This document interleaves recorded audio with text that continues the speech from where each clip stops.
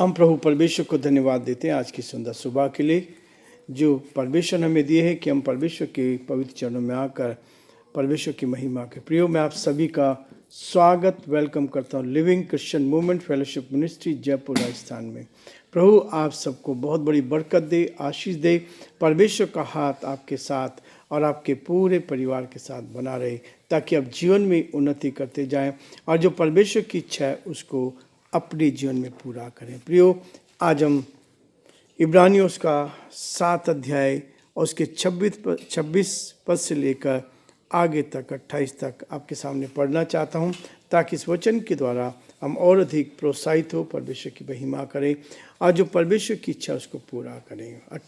26 पद कहता है, अतः ऐसा ही महायाजक हमारे योग्य था जो पवित्र और निष्कपट और निर्मल और पापियों से अलग और स्वर्ग से भी ऊंचा किया हुआ है। वो उन महायाजकों के समान उसे आवश्यक नहीं कि प्रत्येक पहले अपने पापों और फिर लोगों के पापों के लिए बलिदान चढ़ाए, क्योंकि उसने अपने आप को बलिदान चढ़ाकर उसे एक ही बार में पूरा कर दिया।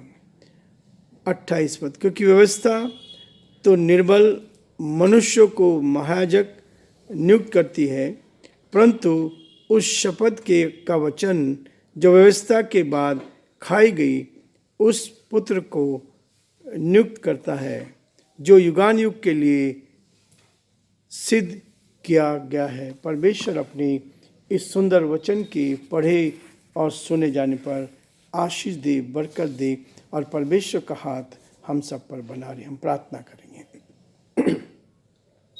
जीवते और सच्चे विश्वास योग्य परमेश्वर, आज की सुंदर सुबह के लिए आपको दिल की गहराई से धन्यवाद। हमारा हृदय आपके प्रति धन्यवाद से भरा है कि आपने हमें संभाला, आपने हमारी मदद की, आपकी दया दृष्टि हम पर रही। हम इसके लिए आपको धन्यवाद देते हैं, आपकी स्तुति करते हैं।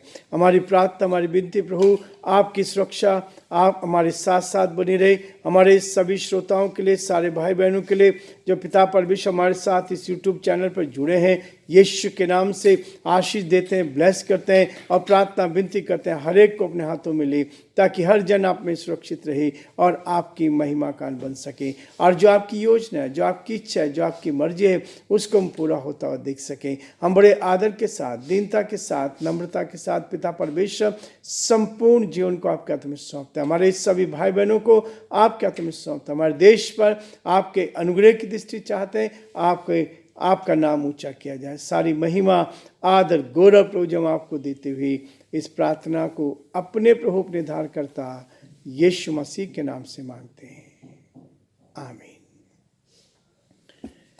प्रियो, परमेश्वर का वचन मुझे और आपको इस बात के लिए कहता है कि संसार में जब हम हैं तो विश्वास के कदम उठाएं। जब आप विश्वास को लेकर आगे बढ़ेंगे तो परमेश्वर आपके विश्वास की कदर करता है। इसलिए प्रत्येक विश्वासी प्रभु की दृष्टि में बहुमूल्य है। मैं और आप परमेश्वर की नज़रों में बहुत ही बहुमूल्य पात्र हैं ताकि हम उसकी महिमा का कारण हर कदम पर बनते जाएं और जो परमेश्वर पिता की योजना है उसको हम अपने जीवन में देख पाएं। जो प्रतिज्ञा उसने इसलिए की थी कि जो उसको पूरा करता है, जो प्रतिज्ञा उसने की है उसको पूरा करता है, जीवन में उन सारी बातों को पूरा करता है ताकि हम परमेश्वर के साथ साथ आगे बढ़कर परमेश्वर पिता का धन्यवाद करते जाएं, क्योंकि प्रभु उसकी दृष्टि में बहुमूल्य है। प्रभु में हम बहुत ही बहुमूल्य है और परमेश्वर हमें इस बात के लिए कहता है कि परमेश्वर हमारे पक्ष में कार्य करता है। मनुष्य के जीवन में प्रभु कार्य करता है और यही है मेरे और आपके आत्मिक जीवन का स्वरूप। हम आत्मा में होकर परमेश्वर में चलते हैं और हर पल वो हमारी सहायता करता, हमारे पक्ष में रहकर हमारी मदद करता जाता है और हम आत्मिक जीवन में आगे बढ़ते जाते हैं। जैसा परमेश्वर चाहता है मेरे और आपके जीवन में कि हम जीवन में उन्नति करते चले जाएं और परमेश्वर की महिमा का कारण बनते जाएं। प्रियो, परमेश्वर का वचन हमें इस बात के लिए प्रेरित करता है कि आज संसार हमारी सच्चाई को नहीं चाहता। संसार सच्चाई को नहीं चाहता, लेकिन संसार बुराइयों को चाहता है, ताकि हम बुराइयों में जीवन बिताएं और बुराइयों के साथ आगे बढ़ें। जीवन इस सच्चाई को हमारे जीवन में नहीं देखते हैं। लोग हमारे जीवन में सच्चाई को नहीं देख पा रहे हैं, लेकिन प्रिय, परमेश्वर का वचन कहता है अपने विश्वास के कदम में हम बहुत बार फेल हो जाते हैं। विश्वास के कदम में हम फेल हो जाते हैं। हम विश्वास के द्वारा बढ़ना चाहते हैं, हम विश्वास के द्वारा काम करना चाहते हैं, लेकिन कई बार उसमें फेल हो जाते हैं। याकूब उसका 4 अध्याय उसके 7 पद में कहता है, इसलिए परमेश्वर के अधीन हो जाओ, इसलिए परमेश्वर के अधीन हो जाओ और शैतान का सामना करो, तो वह तुम्हारे पास से भाग निकलेगा। शैतान का सामना करो तो वो तुम्हारे सामने से भाग जाएगा। आज हमारी जो कमजोरी है, हमारे पास में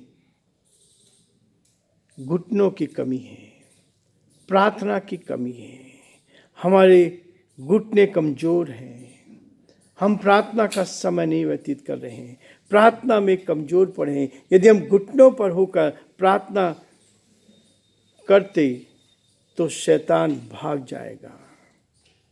घुटनों की प्रार्थना हमारी होनी चाहिए। प्रभु ने भी अपने जीवन काल में घुटनों पर प्रार्थना की।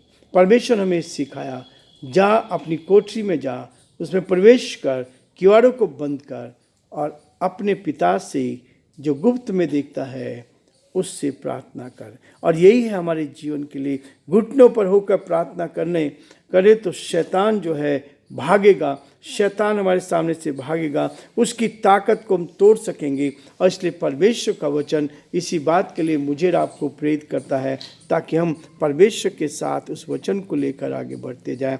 28 पद कह रहा है इब्रानियों का, क्योंकि व्यवस्था तो निर्बल मनुष्यों को महायाजकों से नियुक्त किया करती है, परंतु उस शपथ का वचन जो व्यवस्था के बाद खाई गई उस पुत्र को नियुक्त करता है।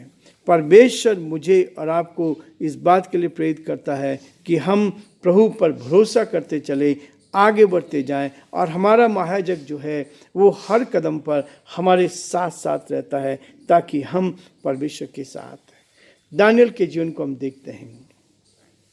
दानियल का जीवन एक ऐसा जीवन रहा है, सारी परेशानी में, कठिनाई में, दुख में, मुसीबत में, जब उसको पता लग गया कि उस पत्र के ऊपर हस्ताक्षर किए गए हैं, तो अपने घर गया और वहाँ पर घुटने टेक कर परमेश्वर से प्रार्थना की। और प्रार्थना का उत्तर ये मिला कि परमेश्वर ने उसको अपनी सामर्थ को दिया, अपनी शक्ति को दिया, अपनी उपस्थिति का एहसास दिया, ताकि वो नई सामर्थ पाकर उस परीक्षा पर, उस मौत के को जो उसको फरमान किया गया था, उस पर जीत का जीवन जिया। और परमेश्वर हमें भी चाहता है कि जब नया सप्ताह प्रभु में दे रहा है, इस नए सप्ताह में हम परमेश्वर के साथ साथ चले, प्रार्थना का जीवन जिए। इन दिनों बहुत आवश्यक है कि हम घुटनों पर प्रार्थना करें। इन दिनों प्रार्थना की बहुत बड़ी आवश्यकता है, ताकि हम परमेश्वर के साथ बैठें। शैतान गरजने वाले सिंह की नाई इस ताक में रहता है कि वो किसको फाड़ खाए, और इसलिए प्रार्थना ही जीवन है, प्रार्थना ही जय है, प्रार्थना ही जीत है।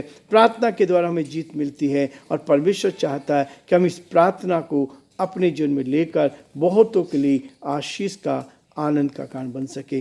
प्रियो, आज हम रुकेंगे, अपने नए सप्ताह का आरंभ करेंगे, ताकि हम परमेश्वर की महिमा करते चले जाएं और परमेश्वर के नाम को धन्य कह सके।